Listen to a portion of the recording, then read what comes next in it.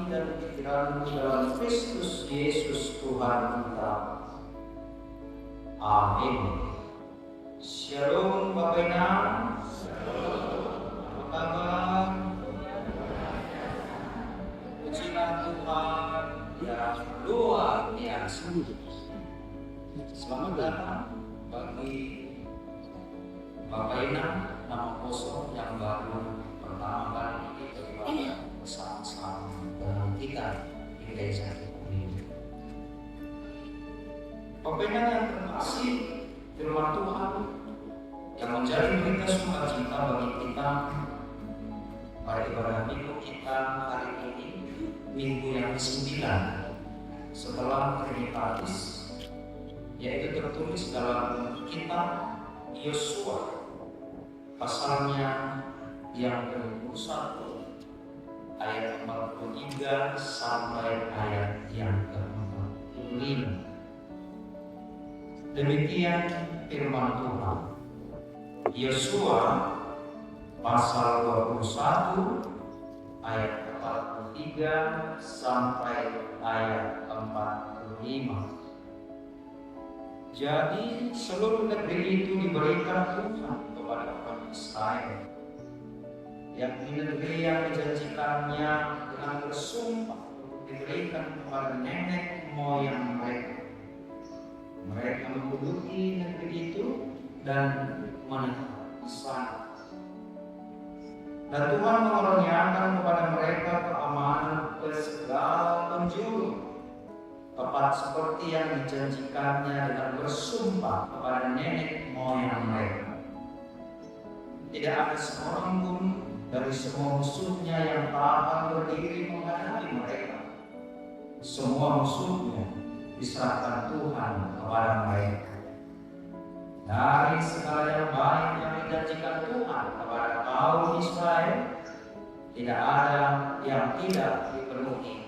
Semuanya terpenuhi. Demikian firman Tuhan. Shalom Tuhan kita Yesus Kristus membuat janji, bahkan berjanji di dalam kehidupan kita, itu adalah hal yang biasa yang kita lakukan. Bahkan tidak rahasia lagi itu, terkadang juga kita akan bertemu dengan orang yang sering ingkar janji. Tetapi apapun yang kita alami pada saat ini, apakah berhadapan dengan orang yang sering ingkar janji, atau bahkan kita sendiri adalah orang yang suka ingkar janji, atau bahkan tanpa disengaja kita juga pernah mengingkari janji. Itu adalah merupakan gambaran kehidupan normal kita, agar di dalam perbuatan kita tersebut, agar dalam kehidupan kita tersebut, kita lihat, kita paham, dan juga kita mengaminkan bahwasanya hanya Tuhanlah yang tidak pernah ingkar janji. Oleh karena itu, Bapak Ibu, nama kosong yang terkasih dalam Tuhan kita Yesus Kristus, belajar dari pemahaman Yosua ketika Yosua menggantikan kepemimpinan Musa. Bapak Ibu, nama kosong yang terkasih dalam Tuhan kita Yesus Kristus, untuk menggantikan seseorang bahkan yang sudah menjadi seorang tokoh, itu tidak mudah. Bahkan apakah kita sadar atau tidak sadar, sering sekali kita memberikan sesuatu kepada orang lain, tetapi kita menuntut balasan. Sekalian, apakah kita sadar atau tidak sadar dalam hidup kita ini ketika kita memberikan sesuatu tanpa kita sadari, kita menuntut sesuatu, sehingga kita sering kecewa ketika ada orang yang kita tolong lalu dia lupa kepada kita. Karena menurut pemahaman kita, wajar dong dia mengingat kita, wajar dong dia membalas kebaikan kita. Tetapi melalui firman Tuhan pada pagi hari yang berbahagia ini, Bapak Ibu jemaat yang terkasih, Tuhan ketika memberikan tanah Kanaan kepada bangsa Israel tanpa syarat. Kalau diibaratkan seperti orang tua, artinya jemaat yang terkasih dalam Tuhan kita Yesus Kristus, firman Tuhan kepada bangsa Israel hendak meneguhkan kepada bangsa itu bahwasanya tanah Kanaan yang diberikan Tuhan kepada mereka ibarat seperti sebuah hadiah. Jadi kalau hadiah, Bapak Ibu yang terkasih, hadiah tidak pernah ada bayarannya. Maka kita harus hati-hati ketika kita memberikan hadiah kepada anak kita, ketika kita memberikan hadiah ulang tahun, ketika kita memberikan hadiah atau bentuk apapun kepada sesama kita, hati-hati, jangan ada syaratnya. Karena hadiah adalah pemberian kita secara cuma-cuma. Karena hadiah adalah pemberian kita yang kita berikan secara dengan sukacita agar setiap orang yang percaya tidak akan binasa. Kenapa kita binasa? Karena hidup kita selalu terancam jatuh ke dalam dosa. Harusnya ini yang menjadi sukacita kita, pemberian dari Tuhan. Bukan tidak boleh kita bersukacita ketika Tuhan berikan kelahiran anak di tengah-tengah kita. Bukan tidak boleh kita bersukacita Tuhan berikan jabatan yang baru di tempat pekerjaan kita. Bukan tidak boleh kita bersukacita hari ini Tuhan memberkati pekerjaan kita. Tetapi ingat, Bapak ingat, nama musuh yang terkasih dalam Tuhan kita Yesus Kristus. Bagaimana kalau Tuhan belum memberikan kehadiran seorang anak di tengah-tengah keluarga kita? Lalu apakah kita tidak akan lagi percaya kepada Tuhan? Bagaimana jika pada saat ini pekerjaan kita begitu saja, bahkan hasil yang diperoleh dari pekerjaan kita begitu saja? Pertanyaannya adalah, masihkah kita percaya akan janji Tuhan? Oleh karena itulah, Bapak Ibu jemaat yang terkasih, ternyata Tuhan bukan hanya memberikan anak di tengah-tengah keluarga kita. Tuhan bukan hanya memberikan berkat materi kepada kita. Tuhan tidak hanya memberikan berkat kesehatan jasmani kepada kita. Tuhan bukan hanya memberikan berkat-berkat melalui setiap pekerjaan kita, tetapi di atas semuanya itu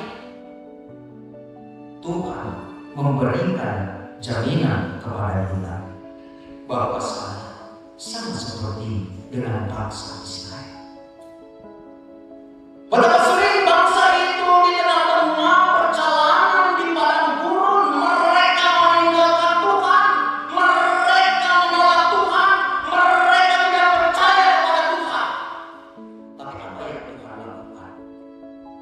Karena Tuhan adalah Tuhan yang memberi.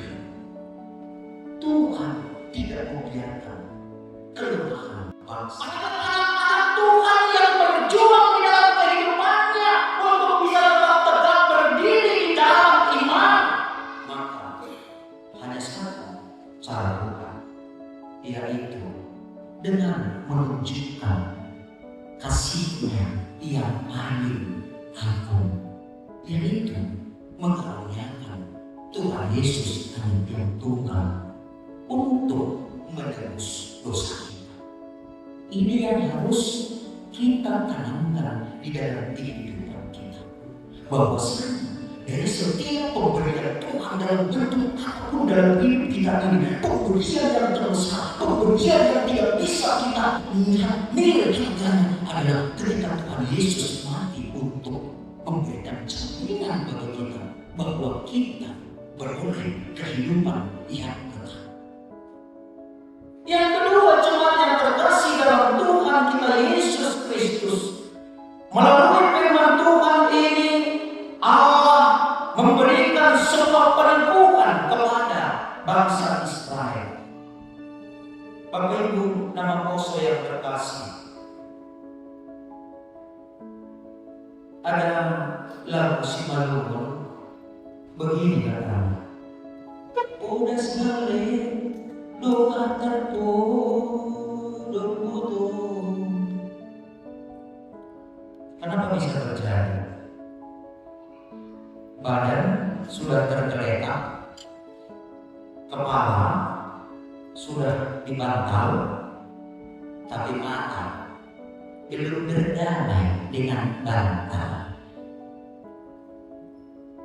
Jadi kalau berdamai dengan musuh, ya barangkali masih gampang ya. Tetapi pertanyaannya, mengapa kita sering menemukan diri kita susah sekali berdamai dengan bantal? Maka bersyukurlah orang-orang yang bisa berdamai dengan bantal. Karena apa? Karena ada banyak orang harus makan obat tidur kalau bisa berdamai dengan bantal. Karena apa? Karena setiap hari kita stres mereka. Stres karena penyakit, stres karena kehidupan keluarga kita, stres karena tuntutan pekerjaan, dan setiap hari stres ini semakin menekan kita. Tetapi janji Tuhan yang diberikan kepada bangsa Israel, janji Tuhan yang diberikan kepada kita, bentuk stres apapun yang kita alami pada saat ini, Bapak Ibu, dalam usaha yang terkasih, janji Tuhan membuat kita bisa beristirahat dengan janji Tuhan. Bahwa janji Tuhan selalu iya, seperti bacaan kita tadi. Janji Tuhan tidak pernah iya dan tidak. Janji Tuhan tidak pernah tidak. Janji Tuhan selalu iya. Sehingga saat kita stres, ketika kita mengingat janji Tuhan, maka kita akan bisa beristirahat dengan tenang. Kalau semua kita istilah, kita akan bisa berdamai dengan bantal. Yang kedua, Bapak Ibu jemaat yang terkasih dalam Tuhan kita Yesus Kristus, janji Tuhan bukan hanya bisa membuat kita beristirahat dengan tenang, tetapi janji Tuhan juga akan menumbuhkan damai di dalam hidup kita. Maka Bapak Ibu jemaat yang terkasih di dalam Tuhan Yesus Kristus, ketika ada dua orang berselisih paham, bahkan ketika ada suami istri berselisih paham, bahkan ketika ada dua orang bersahabat berselisih paham, kita harus ingat jalan yang pertama yang harus kita lakukan adalah berdamai. Hati kita akan tetap dipenuhi oleh damai, karena janji Tuhan adalah iya. Dan yang ketiga, kalau kita baca lagi dari ayat yang ke-44, Bapak Ibu nama saudara terkasih dengan Tuhan Yesus Kristus, janji Tuhan bukan hanya bisa membuat kita beristirahat dengan tenang. Janji Tuhan bukan hanya bisa membuat kita merasa tenang, dan yang ketiga, janji Tuhan juga akan memberikan kekuatan kepada kita. Saya sangat senang sekali dan saya sudah lakukan itu. Ketika saya menjadi pendeta resort di situ kota satu, yaitu di Merek, Tanah Kau, saya menanam kol seluas 10 rantai, seorang diri. Orang-orang berkata, Pak Pendeta kan dari jemaat udah ada bagel nyuruh. Pak Pendeta dari pelayanan Pak Pendeta kan adanya orang yang menyalahkan. Lalu saya jawab, kalau begitu hamba yang melayani, saya tak pendeta dan bisa jemaat ham, saya bilang. Kenapa? Karena saya berladang. Yang mau saya sebutkan, Bapak Ibu, nama pos saya terkasih dalam Tuhan Yesus Kristus. Kenapa saya ambil contoh orang berladang? Orang berladang belum tentu bisa dijaminnya yang ditanamnya itu akan menghasilkan baik. Apalagi kol, ya, nggak ada seorang petani pun berani mengatakan, Pak Pendeta, nanti kolku yang 10 ranting ini hasilnya, harganya memuaskan, belum ada. Karena apa? Bisa saja modal kolnya 10 juta, tetapi nanti pas panennya semua hasilnya hanya 1.500.000. Sehingga banyak petani kol akhirnya apa? Dibiarkan kolnya busuk sendiri. Karena apa? Kalau diambil lebih mahal lagi menggaji orang lain. Tetapi berhentikah petani itu tidak menanam kol? No. Dia sudah rasakan panasnya terik matahari. Dia sudah rasakan bagaimana uangnya keluar banyak. Tetapi meskipun hasilnya tidak seperti yang diharapkan, tetapi seorang petani kol tetap menanam kol pada musim berikutnya.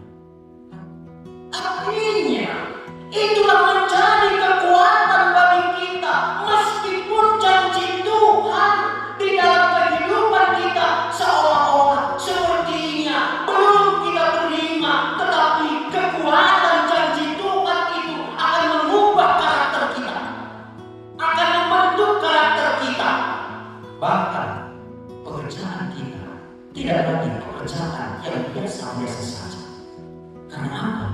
Karena melalui pergumulan dalam kehidupan kita, ketika kita menanti-nantikan janji Tuhan, kekuatan janji Tuhan itulah yang terus memberikan dorongan semangat kepada kita dan memberikan kekuatan penuh kepada kita. Jadi kita tidak lagi suap-suap hukum seperti dipegang, seperti dilepaskan.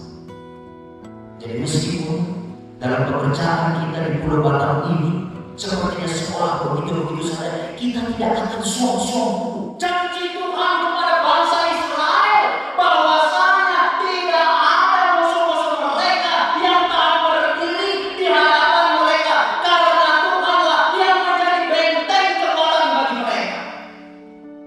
Dan itulah kekuatan kita. Tidak akan Tuhan biarkan kita jatuh tergeletak, karena kita selalu memegang janji Tuhan, menekankan kepada bangsa Israel seperti ayat 45 tadi, bahwasanya Bapak ingat nama bosmu yang terkasih dalam Tuhan Yesus Kristus. Ketika Tuhan berjanji kepada kita, maka Tuhan akan mewujudkan apa yang telah Tuhan mulai di dalam kehidupan ini. Jika Tuhan yang berjanji bahwa Tuhan akan beserta dalam rumah tangga kita, meskipun pada saat ini barangkali kita merasa rumah tangga kami ini sepertinya enggak pas, tetapi Bapak Ibu, nama yang terkasih dalam Tuhan Yesus Kristus, seperti apapun yang kita pahami dalam kehidupan kita. Janji Tuhan adalah janji yang akan digenapi. Karena itu, apa yang perlu kita ingat dari firman Tuhan bagi kita pada hari ini? Hanya 4. Yang pertama, jemaat yang terkasih, janji Tuhan tidak seperti harapan lesinan. Di situ dimakan, langsung terasa. Bahkan janji Tuhan bisa saja seperti bangsa Israel. Tuhan berjanji kepada Abraham bahwasanya Tuhan akan menjadikan Abraham menjadi bangsa yang besar. Pertanyaannya, apakah Abraham sampai ketahanan? Menjadi kepada kita. Sehingga meskipun berbandingkan dalam musuh yang terkasih dalam Tuhan Yesus Kristus, seolah-olah sepertinya janji Tuhan itu terlalu lama terkabul dalam kehidupan kita ini. Jangan pernah menyerah. Karena apa? Karena janji Tuhan pasti akan digenapi. Kesempatan ataupun dalam waktu rentang yang begitu panjang Tuhan berikan, maka Bapak Ibu kosong, anggaplah itu sebuah cara Tuhan untuk melatih kita. Kalau saya beristilahnya seperti ini, karena saya pernah mengalami pada tahun, apa yang perlu kita renungkan dari firman Tuhan pada pagi hari berbahagia ini, Bapak Ibu kosong, ingatlah, meskipun di dalam janji Tuhan itu tidak ada syarat, tetapi kita harus perhatikan, kita harus berjuang agar janji Tuhan itu digenapi di dalam kehidupan kita. Mari kita perhatikan sebagai contoh Ayub. Apa yang diperjuangkan oleh Ayub? Dia harus akan mendengar perkataan istrinya yang mengatakan, Ayub, bilanglah sama Tuhan ini biar nanti tahu. Coba bisa bayangkan, jika saya seorang pendeta, lalu istri saya berkata, Pak, bilanglah sama Tuhan, kerja kau mati daripada menderita kamu. Tapi Ayub harus bertahan, harus mati. Belum lagi sahabat-sahabatnya, si Elipas yang 3 orang itu, yang kalau dibahasakan sehari-hari mereka ngopi bareng, ke Sumatera Kopi barangkali, tetapi ketika Ayub di dalam penderitaan, sahabat-sahabat sejatinya itu justru mengatakan kepada Ayub, tahu nggak kalau penderitaan itu karena banyak kali usaha. Coba, harusnya seorang sahabat menunjukkan empati kepada sahabatnya yang sedang menderita. Bukankah ini juga gambaran dalam kehidupan kita? Saya pernah katakan seperti ini, semoga di GKBS Gloria Sabtu ini nggak ada seperti itu ya. Ada seorang ingat menjadi pengharapan bagi kita. Dan yang ketiga, Bapak Ibu jemaat yang terkasih dalam Tuhan Yesus Kristus, janji Tuhan dipenuhi bahkan sampai ketika kita gagal. Artinya bukan karena kita gagal lalu Tuhan gagal.